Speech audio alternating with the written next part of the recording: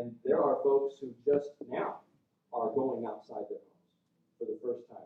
I saw some stuff this last week where people like for the first time they're going outside their homes because of fear, because of what's there. This is a level of, there are people who are experiencing or who have experienced a level of fear that would be like the level of fear that folks during World War II in England felt when the Blitzkrieg was going on, when the Germans had invented rockets that could just go over the channel there and you wouldn't know they're coming until you hear it, and then it's too late. And they would live in constant fear. I remember C.S. Lewis at that time writing about the levels of fear that people had during that time and how terrifying it could actually be. And there are people that in their minds, that is where they have lived, and some still are. Now I realize this morning, I'm sort of preaching to the choir because I know that everybody's different, and we all have sort of different ways that we've reacted to that. For the most part, I think most of us in here today are sort of over it for the most part. I know there's still a concern to a degree, but I don't know anyone, I'm looking around, I don't know anyone here that's just cowering down, because if you were, you would be here. Okay. So I think most of us have sort of moved past that, and I get that. But what's amazing is that I have never in my life seen the effects like that of fear on people just having fear and then reacting in a certain way. Fear is very effective. It can just break, it can cause you to lock up, can't it? Just kind of freeze up. You get fearful, you just can't do it anymore, right? There's a little garter snake went into our garage the other day, and I had a little moment. I don't do snakes very well. I remind myself that's not going to do anything. Just leave it alone. It's there. But if it shows up later, I'll probably be incapacitated. But anyway, so it's fine. So it's amazing, though, how when people, whatever it is, if it's a thing that can cause you to fear, it will cause you, a person that normally is rational and thinking through stuff and working through things just for no reason because of fear causes everything to just sort of stop. Okay. Now, I'm not going to rant about fear-mongering and political things. That's not the point. But I think we can understand a little bit how a people who are sort of imprisoned with terror and they are scared, they can they're not doing what's right, and that's what the people are like here in the book of Judges. That's a good way to describe the situation here, and we're going to see how God can get these people sort of back on their feet again. That's kind of the point here of this passage, how God can get them back on their feet. And for us as Christians, specifically when it comes to serving God, because there are things that may happen in our own life that can cause us to just quit altogether. How does God get us back on our feet? So let's look here. Judges chapter 6, and like I said, it's a long passage, so we're going to kind of work our way through it as we go. But it begins with just the classic rebellion spiral. So here's your quiz of the day. Everything's going great. They have rest. They're at peace. What is the very first stage of rebellion? Disobedience. Very good. They're all D's. Okay. So disobedience. Once again, the children of Israel did evil. That's what they did. That's what it says. Now, nearly nothing is said in verse 1 about the evil that they did, but we're going to find later as the story unfolds that their evil is that they're worshiping false gods. They're worshiping Baal, and they're worshiping Baal's kind of Mrs. Baal, Ashtaroth. And so they're worshiping these two gods. This is saying, it's like, didn't they do this before? Yes, they did this before. Never underestimate the power of a besetting sin. Right? Those besetting sins are going to come back over and over again. Even though you kicked it once, you got to be careful because it may come back. Brother Lonnie song, yield not to temptation. You got to be very, very careful about that. Pause while I rub my nose. I'm so sorry. Okay, so be very careful with those things because just because you fought it once, you got to stay on your game. And so they go right back again. They go right back again. And so when they're disobedient, then God brings in what? Close discipline, which is destruction. So discipline. He disciplines them, right? He's not bringing in punishment because we're being very careful how we use those words. God's not sending his wrath on his own people. No, he is correct. It's for correction. It's there over here. It's like the barbed wire fence or the electric fence. It goes, oh yeah, I've got to go back here. But what we're finding is that through the book of Judges, God's having to sort of crank up the voltage on that fence. Okay? At this point in the book of Judges, God's gone from a battery to now he's got like a generator over here at this point to fire this thing up. But by the end, he'll have a nuclear reactor. I don't know. But it's getting hotter and hotter along the way. But he's trying to get their attention, and so he brings in discipline. And so this time there's a new group. He brings in the Midianites. Verse 2. The Midianites show up. Now they haven't been in the book of Judges, but we do know a little bit about them. The Midianites were nomads. They lived kind of south of Edom. Their family goes back to actually Abraham. It goes all the way back to Abraham. After Abraham, of course, had Ishmael with Hagar, who was not really his wife. He had Sarah, with whom he had Isaac. And so Sarah and Abraham had Isaac. After Sarah passed away, it's sort of a little known, a little studied thing, but Abraham married Keturah, another woman. And by Keturah, he had some children. Now, on Abraham's deathbed, of course, Isaac is the son of promise. So the land and the family basically goes to Isaac, and he gave gifts to the children of Keturah and sent them away, not in a hateful way, but to say, look, we don't need any competition with Isaac. He's saying, if he was just going to do that, why did he even do that in the first place? I don't know. I have no idea. Okay, there's probably an answer to that, but I don't have it right now. So what we know is he sent them away. So they were sort of inherited a little bit of the blessing by being connected to Abraham, and they definitely knew about God. And so there was a pathway for them to be involved in God's work, but there was also an opportunity for them not to. So in this case, they did not. And so the land of Midian, is way out here, and God brings them up again. He sort of brings in a little bit of a distraction to Israel. In this case, it's good, because Israel is on the interstate to sin, going after Baal. They're just pedal to the metal, going as far as that'll go, and God knows where that road goes. In fact, we know where that road goes. There's 54 verses of curses in the book of Deuteronomy. It says, if you go down here, you're going to wind up in captivity. You're going to wind up with the correction gets hotter and hotter and hotter, and God doesn't want his people to get into that place. And so he puts a speed bump along the way, this time called Midian. And Midian comes along, and they get their attention, and like, whoa. And that's what's supposed to happen. God's not going to let his people get away with sin. So the Midianites are ruthless. Okay, so they come in, and they don't set up a fortress like, Eglon, the fat king, or Jabin, who rebuilt the city after he came out of the caves. These people just sort of raid. They just raid.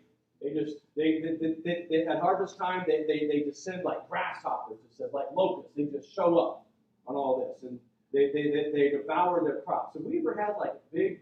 I've heard back in the day. I've read old westerns of like the locusts that would just come down and cover everything. I've never experienced it. Has that ever happened around here? Did it just happen? Yeah, I think we have stuff we spray on for now. But man, I've read about it where you see a cloud coming, and it's like, oh, it's going to rain, and it's like, that ain't raining. And then these little bugs are coming. I mean, it's like a nightmare. I'm having a nightmare right now just thinking about it. Okay, so that's what. And so they're not locusts; they are Midianites, and they're doing that. They're showing up out of nowhere, and they always come around harvest time. And they have a new technology we haven't seen yet in the Bible. Verse 5, they have camels. Okay, I guess it's there in the Bible, but they have developed war camels. Okay, so war camels are like a desert tank that is really, really powerful because they can go forever and they can haul tons of stuff. That's why the Midianites have them, because they're going shopping.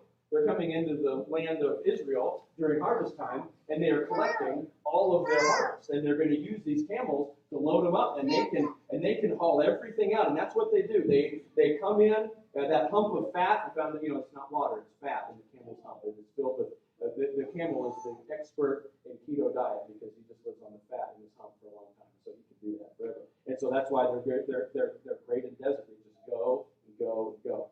And so before the Energizer Bunny, there was an Energizer Camel. I think is what that was. And so anyway, so they go, and it says that they were, in verse 6, that Israel was greatly impoverished. They were brought low. They were brought down to starvation level. They're making crops, but then the Midianites just come in and loot them. All right? And so the Israelites get down to this place after discipline that leads to what? Despair. Yep, good. Experts in judges. Okay. So they get into despair. And it says that they were greatly impoverished, and they cry unto the Lord. So in their low estate, they cry out to the Lord. Now, each one of these little episodes is very unique. Okay, they're the same. It's like unique. This is the same thing we've seen. We've been writing this down. I know. But each one sort of focuses on a different thing, because while they're going on the same journey, they each each have their own story, and we don't want to lump them all together. We want to understand the nuances of their story. It's sort of like I always hated this when I became a teenager, when I was a youth pastor. 4 teenagers, I would see it in their eyes as adults, well-meaning, would be like, oh, well, they're teenagers, so that explains all of it. Well, maybe it does, but each teenager is their own person. They're like, I'm my own person. It's like, well, you are, but you're doing the same thing. So there's both. Or we talk about newlyweds. Oh, newlyweds. You know, well, yeah, but it works. You know, or all men, or all women, or all this person, or all that, or all Republicans, or all Democrats, or all Texans like this. Well, each person may have certain characteristics, but there are certain things about them that if we take the time to work through it, we can understand. And in this, we really see the despair sort of on display. Okay, because the rest of this passage shows us what kind of attitude is going on in these people. They really just quit. At this point, the children of Israel, we're going to see, have just stopped everything, and they are spiritually and physically just worn out. So when they are in total distress and despair, and they are at the end of their rope, and they cry out to God, normally this is the time that God sends what? A deliverer, right? But he doesn't. Instead, it says in verse 7, it came to pass, when the children of Israel cried unto the Lord because of the Midianites, that God sent a prophet. He sends a preacher to them. Isn't that horrible? You need help, and you get a preacher. Not just a preacher, but he's a critical preacher. He comes up to give them a sermon that they don't want, just like a preacher. I'm telling you. So here's what he does. He sends a prophet. And here's what he does. He shows up. We don't even know who this guy is. He just shows up. And he's not a deliverer. All he does is give this message, and he disappears from the Bible. So what does he say? Here's what he says. So he says, thus says the Lord God of Israel. Okay, so God's giving him a message. And he tells him some things. Here's what God says. I brought you up from Egypt, and brought you forth out of the house of bondage.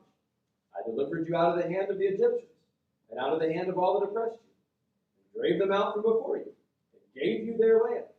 That's what he said. First, he reminds them of the grace of God in the past.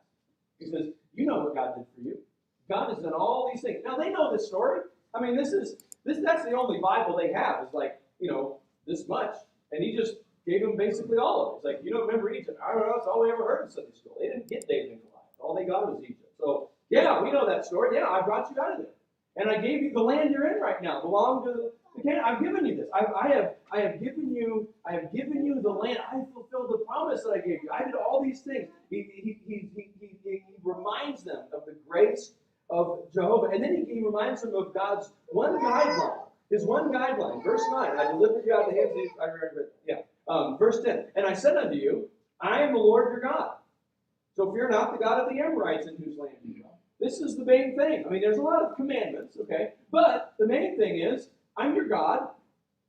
Don't serve other ones. That's basically it. Just the God that gave you all this stuff. Like, just stay loyal to me. Remember that this is the loyalty, jealousy issue that comes up over and over. He said, just that's my guideline. Yes, there's other ways that's going to work out, but this is the main thing. Just follow me. Just be my people. And then his accusation, sorry, I couldn't think of the G. Okay? His accusation, you've not obeyed. This is your one thing. Just stick with me. You've not done it. You've not obeyed. Now, here's the crazy thing. That's the end of the message. I mean, the next verse, there's an angel under an oak tree. Don't go ahead. Don't spoil it. That's what's going to happen. Okay? You would think the prophet would say, and so the wrath of God is coming. No, he doesn't. He just says, here's the truth. Here's what God's done for you. Here's what God told you. And here's kind of how you measure up right now. Bye. And then he went away. It kind of left the people, well, they're crying out to God for help, and he brings in a preacher who says, here's what God said, and here's what God's done, and here's where you are. And then he leaves. Right? And then it's over. Kind of weird. He just does that. He just sort of sits there. God knows the perfect mixture of truth and gentle grace to get his message across. He's not grinding it into their face. He's just showing up, saying, "Hey, here's what this is. This is true. This is what God did. This is what I'm telling you. I'm showing you all these things. God is rich in his mercy and grace. Absolutely. Ephesians chapter 2 and verse 4 says, God is rich in mercy. His great love, which he loved us. He said, we know the gentleness and goodness of God. Dale Davis said, no one could have ever invented a God like this. He said it would be too much for guilty, sane folks to hope for. A God who bridles his judgment to hold us in his grace. A God who would not just show up and say, and the wrath is just saying, look, here's what's going on. Just a reminder on your highway to hell, basically, as you're going along. Here's a reminder of what God said and where you measure up. Just let you know. Whoa, knock over the night. Bad night. Okay, I'm going to do that. Okay, anyway, so that's what he did. That totally threw me off. Okay, so there they go. So they're rushing through this, and they are in despair. God sends a preacher, and here they go. So now the story I'm just telling you where it is. Okay, verse 10, the prophet sort of disappears. Verse 11 is a new paragraph, and in this new paragraph, we're going to find kind of the meat of the story. All right. So here we go. We got to hurry. You guys have to listen faster. So there was an angel from the Lord who sits under an oak in Ophrah, not Ophrah. Every time I see that, it's throwing me off. And it pertained unto Joash the Abizarite. So here's this oak tree, and an angel is sitting there in this guy named Joash's yard. Okay, and Joash's son Gideon is threshing wheat by the winepress to hide it from the Midianites. Okay, so here's Gideon. Here's the heart of Gideon. As we're going to finish this chapter, I know we got a lot to go, but we're going to do it fast. God gives us about 100 verses of Gideon. So we're going to just understand where Gideon is at as he goes through here. So Gideon is thrashing wheat in a wine press. Okay, normally you thrash wheat on an elevated platform. It's sort of like if you had a hill in your field, that's where you would have this platform, and you'd harvest your wheat, and you'd go and crush it up, and then you'd thrash it, you'd throw it in the air so the chaff would blow away, the wheat would fall down, and then you'd gather up your wheat, and that's your wheat. And it was really a time of celebration because you have your harvest in. And so the threshing of wheat was almost like a harvest dance in itself because you're throwing it up, you're on a high platform, everybody sees you. In fact, everybody that you can see, the field way over there, everybody, it's a time of celebration because you're doing this. I mean, there were offerings around this time normally, and just a time of rejoicing and thanking God. It's like Thanksgiving, and you're doing all this. A wine press is not where this happens. Okay, a wine press is, this circle thing. I mean, you've seen I Love Lucy where they stamp the grapes, in the wine press. And so there they are in the thing, and he's with these walls around him. He's kind of hunkered down. He's kind of doing this little puny threshing, okay, because he's scared out of his mind. Because the grasshoppers, the Midianites are around, right? And they're looking around from place to place because you're doing your harvest dance. They're going to come to the party, and they're going to take it. So he's sitting there behind his little wine press, kind of going, just trying to hide from these people so nobody can see him. So he can do this. And so he's scared. He's doing all this. He's trying to avoid the enemy. And meanwhile, there's an angel sitting by an oak tree. And Gideon doesn't even notice him. He's looking for Midianites, I guess. And so when he finally sees this angel sitting under, I've never seen an angel under an oak tree, but I imagine it would startle him. And he did. And then what the angel says to him, look, verse 12. The angel says to him, "The Lord is with thee, thou mighty man of valor." Okay, mighty man of valor hiding in the wine press. Yeah, brave, strong man. I don't think he was being sarcastic. He's just saying this. I would think he'd be like, oh, cowardly man, the wimpiness makes more sense to me, but he doesn't. He doesn't. And so what Gideon does, Gideon is supposed to be the hero of this story, and he is cowardly. And we're going to see throughout this, as we kind of close up this chapter, Gideon asks God a lot of cowardly questions. Okay? And the first question out of his mind, he's frustrated, and he says, if God's with me, then why do I have all these problems? If this is really, if God really is with me, he says, if the Lord is with us, then why is all this befallen us? And where are all the miracles which our fathers told us of, saying, did not the Lord bring us up from Egypt? But now the Lord's forsaken us to deliver us into the hands of the Midianites. Now, it's almost, see Gideon's frustrated. You can kind of hear it. He's really frustrated. He's saying, if God is really with me, then why am I threshing wheat in the super wine press? I shouldn't be here. We should be celebrating, and we're not. He says, and by the way, I'm paraphrasing for him. So by the way, I've heard these preachers coming along saying, remember what God did in Egypt? Remember the one that just did this? Just a couple of verses. I don't have time to go back and read it again, but that's what the guy said. Remember the grace of God in Egypt? He says, if God, where's he?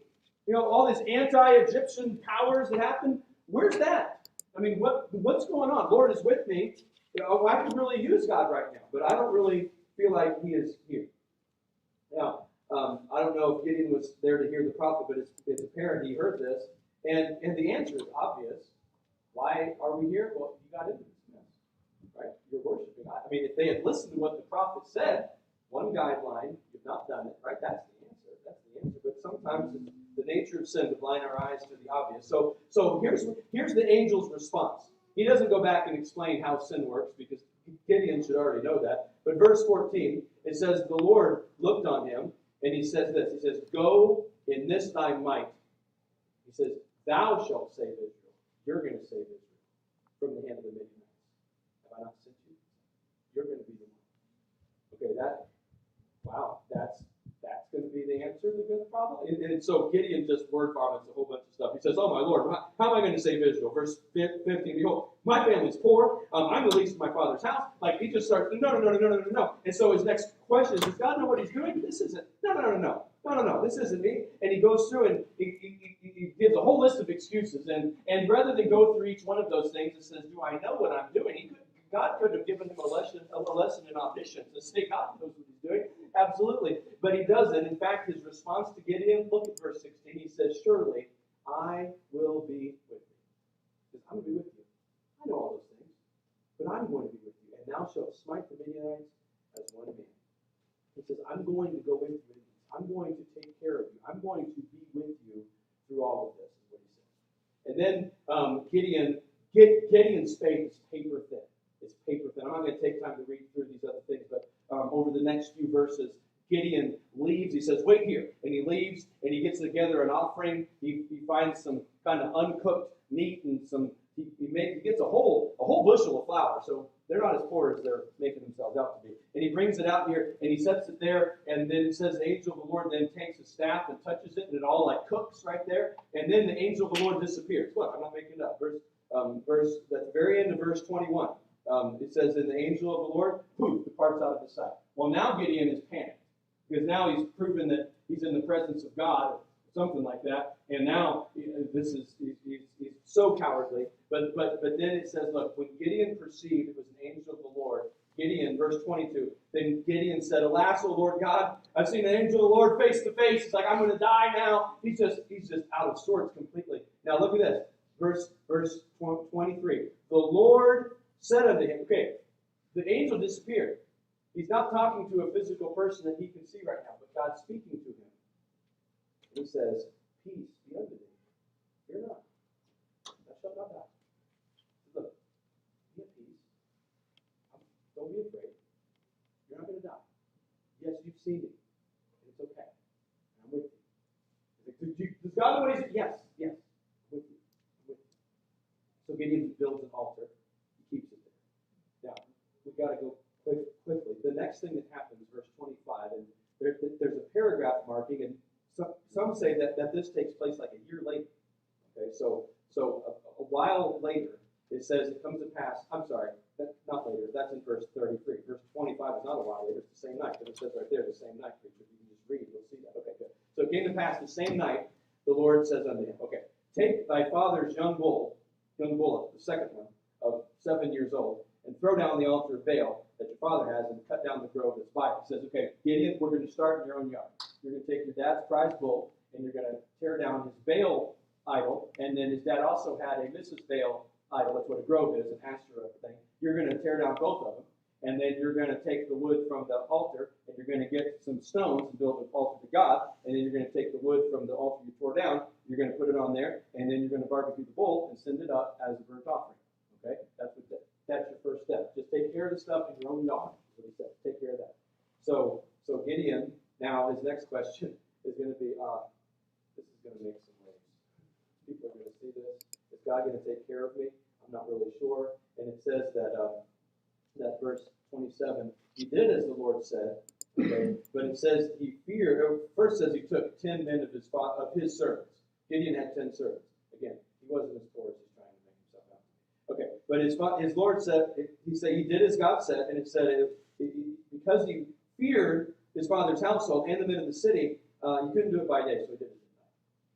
Can't say I blame him. You know, I mean, he's going to go knock down his dad's Baal altar and Mrs. Baal altar, and this is going to make some waves. So he does it at night. He's really kind of nervous about this. He's really nervous about what everyone's going to say. As it turns out, starting in verse 28, the next morning, the whole town shows up. They come to his dad's house, and they say, hey, what in the world is this? Your Baal altar's gone, your Asherah stuff is gone, and there's this altar, and your second bull's dead, and all this stuff. And they said, hey, who did this thing? Who did this? That's what they're saying in verse 29. Who's done this thing? And they go, and because somebody's messing up the Baal worship around here. You know, that Baal worship, if Mr. Baal and Mrs. Baal don't do their thing, then we're not going to have spring, and that's going to be your fault. So we got to fix this. And so his dad, Joash, says something very interesting. First, they say, you need to bring out your son. He's done this. We're going to kill him.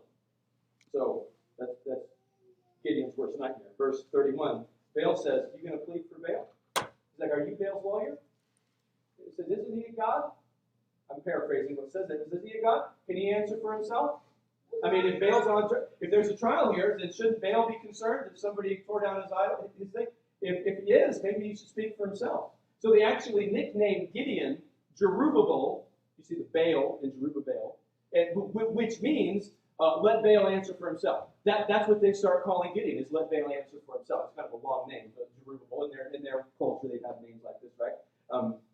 I knew a president one time that made up names for people all the time. So that's sort of what happens here. They made up a name for him. They said, okay, we'll call him Jerubbaal now. And that's what he was known by. And so that's so you see, he's all worried. Is God going to take care of me? I'm going to knock this down. Everybody's going to know it. Yeah, and actually, of all people, his dad, he probably should have had a little bit more faith, but his dad stood up for him and said, you know, this is kind of weird anyway. Instead of lynching the guy who got Baal, why don't you let Baal take care of it? Just kind of see what evidently he didn't care. So that goes on for a while. Now verse 33. Now some time passes. A little while, says the Midianites, the Amalekites, they're all gathered together, and they're there in the valley of Jezreel. And look at verse 34. The Spirit of the Lord comes on Gideon.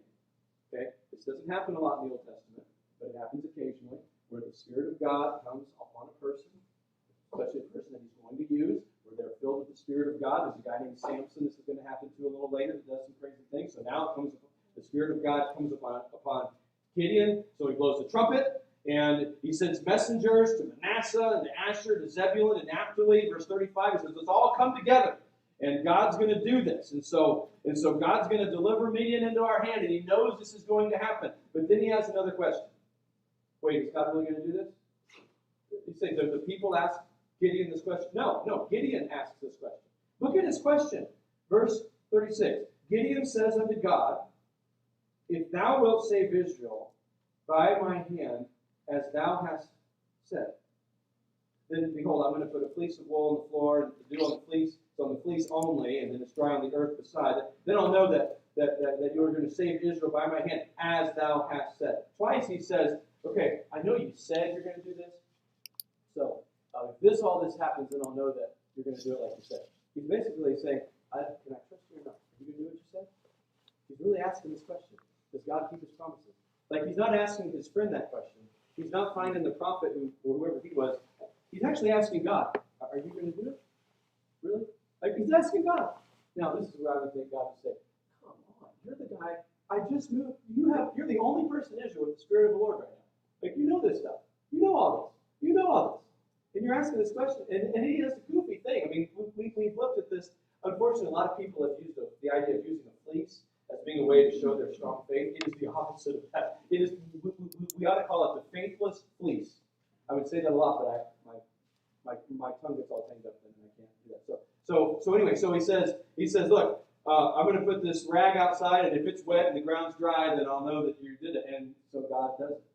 Next morning he comes out and the rag's wet, the ground's dry. And then he says, it would normally be that way. It would get wet first.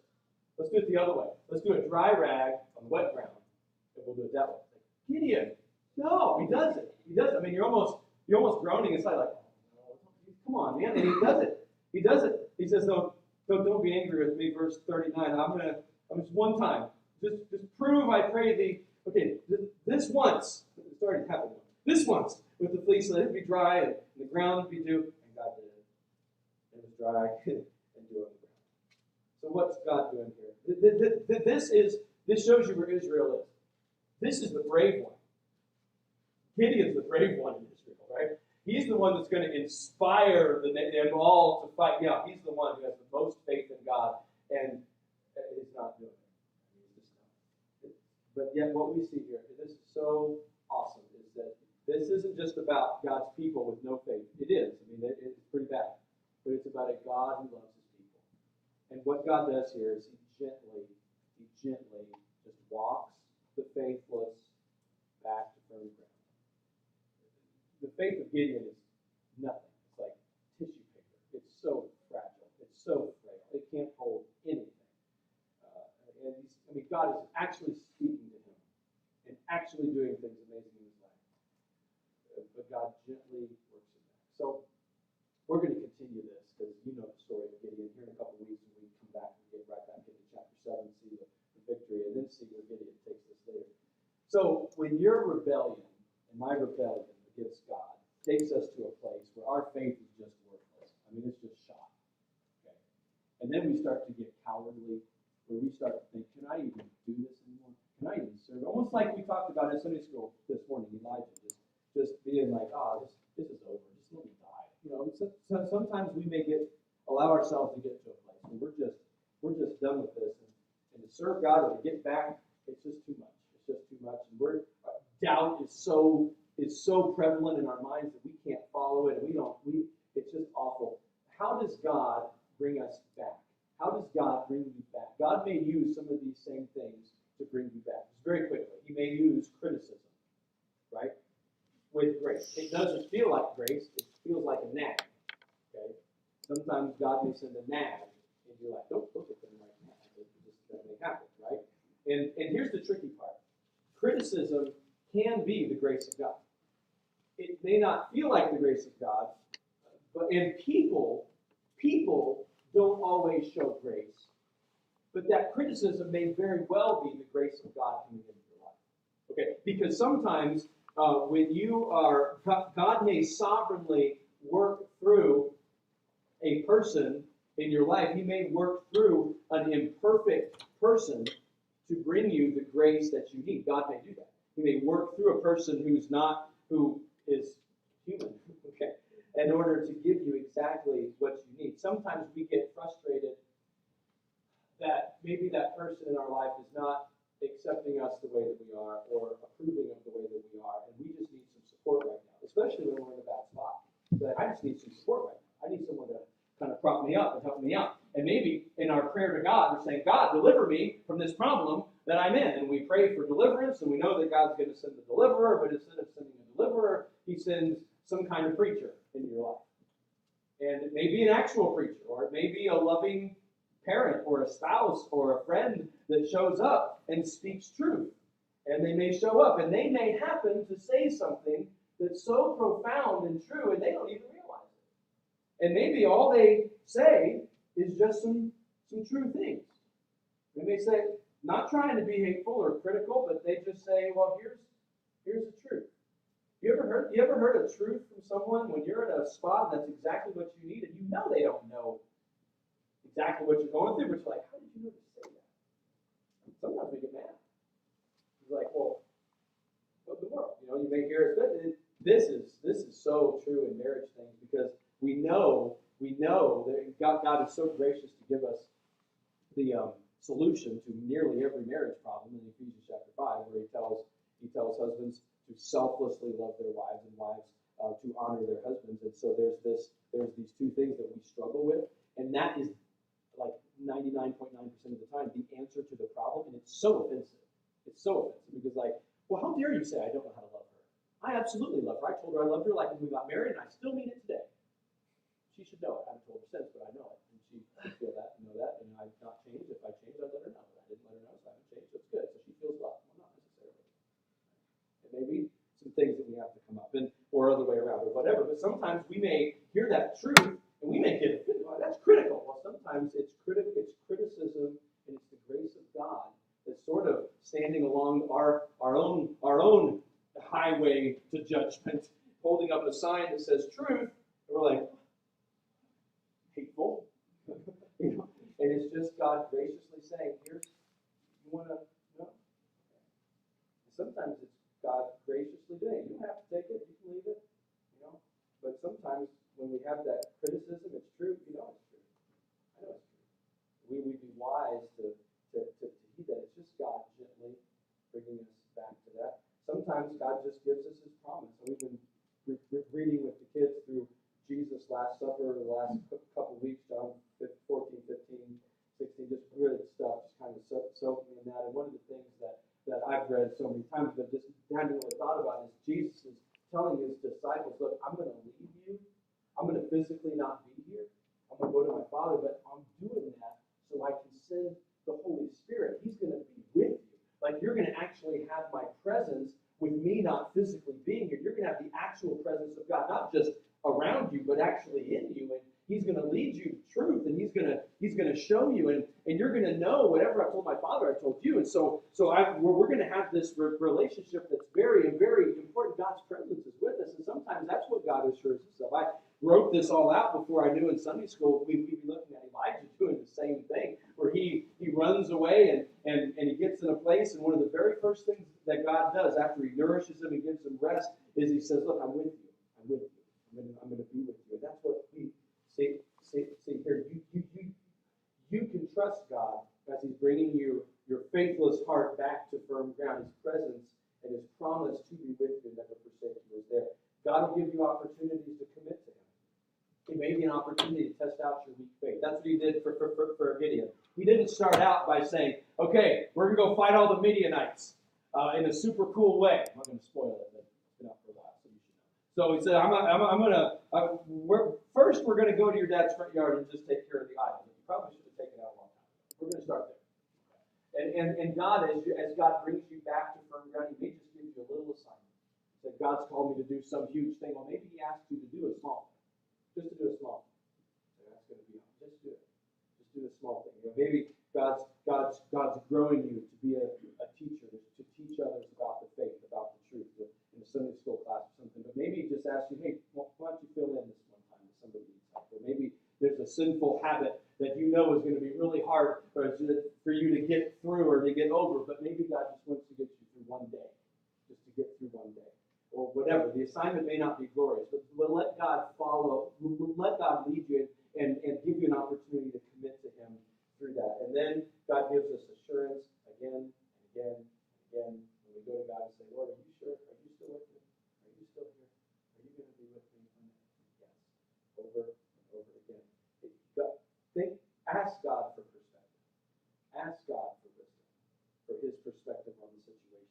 Sometimes your faith may be so frail, and you may have failed so many times, you don't feel like you have enough faith to power anything, much less move mountains. And how am I going to get through this? Ask God for strength. Ask Him for it. James was so wise in the book of James. Says, if anyone lacks wisdom, ask of God. He gives liberally. And He doesn't reprimand you for it. He's not going to say, okay, here's your wisdom, faithless. No, He's not. Dummy. No, he doesn't. Ask Him for perspective. He'll give you wisdom through that. He'll help you through that. This is how God gets the faithless back. Listen, the disciples failed time and time again, didn't they? I mean, their faith, we're going to see this as we go through the book of Matthew, their faith was so frail. Like, in one place that comes to mind, they watched Jesus feed multitudes. They get in a boat and lose their minds because they're going to die. And Jesus is like, I'm here. I'm right here. Okay? I'm so and then after Jesus increases their faith, you get a few pages later in the Bible, you get to the book of Acts. Those same disciples now are wielding faith like ninjas or something. I mean, they're in the church as they are preaching and they're just doing the work of God. God gives them His presence and they serve Him with fire, and they are doing the work of God. God walked them. He lovingly walked them back to a place where they could get on solid ground and they can grow in Him. That's what God does. Sometimes Christians turn into cowards. Sometimes we do. Sometimes God's people act very cowardly, but God gently walks them back. I'm so glad that God uses Christians who turn into cowards, because I've been there and you've been there. Right? And God puts things in our life sometimes to walk us gently back. Not in a vindictive way, you should know better. No. But He brings us back to a place where we can get our faith back where it needs to be, and get our roots down where they need to be, and to serve God. This is God lovingly bringing His people back. God's doing it in Gideon's time. And He's really doing that for the sake of the whole nation. God does that for us as well. How's God going to turn America around? Well, it's going to be through one person at a time working through that. But what if we're totally fearful and paralyzed by fear? Fear is very paralyzing, especially when we allow ourselves to believe things that aren't true. When we believe things that aren't true, that's like a slip and slide. It just goes on and on and on, right? That's just, there's no end to it. It just takes us, descends all the way down.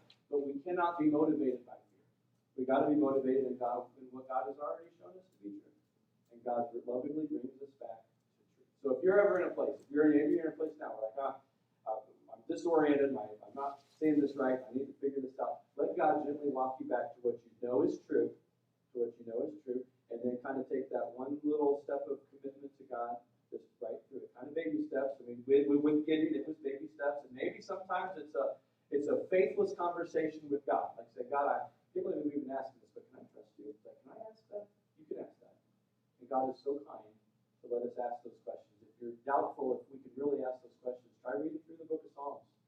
Because there's places in the book of Psalms where it's like, God, are you even here anymore? Like, there's like, they wrote that. It's there. They're like, why am I so cast down? Why am I so depressed? What is going on? And there are times when we just unravel. But God brings us lovingly right back to where we need to be to reorient our faith so we can serve Him. Aren't you thankful for the gentleness and the compassion of God? To rebels, not just to those who are after His own heart, but to rebels who need to come back. God's doing that here in the book of Judges, and I'm glad God does it in the life of know that. Let's bow before we pray. Our Father, we thank you for your word that you've given us. And Lord, I thank you that you're so kind and patient with us. Lord, we've all faced the times that we've struggled and we've gotten to the end of our rope and our faith is thin. And we're not sure how we're going to even make it. But Lord, I thank you that you still call us into action. You still call us to your work. You still call us mighty warriors when we're hiding out. And then you give us your presence and you give us a reason to actually believe that, not because of us, certainly, but because of who you are and because of what you wish to do through us. So Lord, we thank you for Jesus and his power over sin and power over our flesh, and for your patience with us when we forget where that power comes from. When we try to just focus on our own failures and we quit all over. I thank you for bringing us back to that place where we can be corrected and lovingly set back on our feet and then given an opportunity to serve you again. Lord, thank you for those second, third, fourth, and 12th chances. Lord, there may be those here today that are in that weak spot. I pray that you just encourage them in your word. And no doubt all of us will find a time when we're there. So I pray that you help us to get close to you through that, Lord. Thank you for your loving kindness, Lord. It's so rich in all these different times. Lord, if there's business that needs to take place, I pray that you work in our hearts. Go ahead, Mr. Play. Moment between you and the Lord, and the Lord's touching an area of your life. I'm going to give you opportunity between him and you to get some things right, simply to confess it as true. That's how we deal with it. The Holy Spirit convicts, and we respond to him. You can bury it and deal with it later, but I encourage you to be honest with God and get things right. If the Lord's touching an area of your life, I'll be still for a moment, please.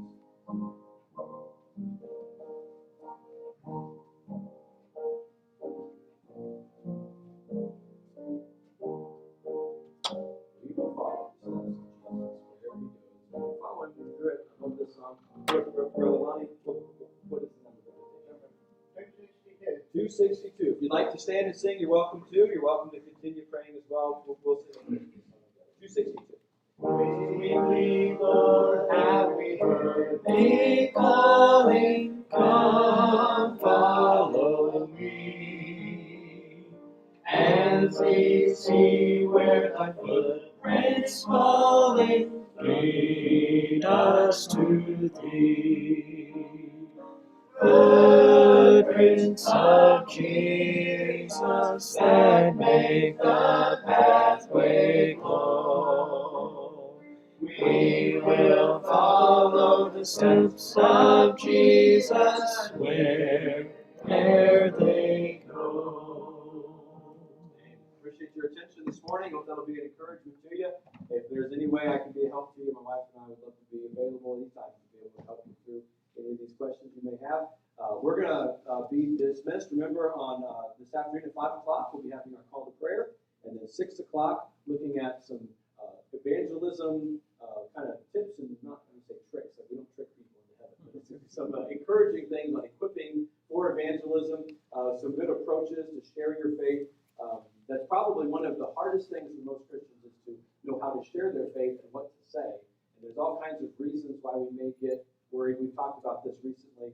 And so this may just help to equip you a little bit to know kind of a direction to go, how to have a conversation about the Lord, not to trick people, but to use the conscience, which is in that person's heart already, to understand how their walk with God can be made right. And so I'm excited to share that with you. Some of you may have seen it or heard this message before, but I think it'll be a help to you. All right, and then remember kind of the schedule changes that are there. No midweek service for the next couple of weeks, and then we'll be back from vacation here in just a little bit. So that's in your bulletin there. All right, I think that's all I've got. So we'll be dismissed from the book of Acts. As Paul said, now, brethren, I commend you to God and to the word of his grace, which is able to build you up and give you inheritance among all things that are sanctified. My goodness, God bless you as you go. You are dismissed. Good.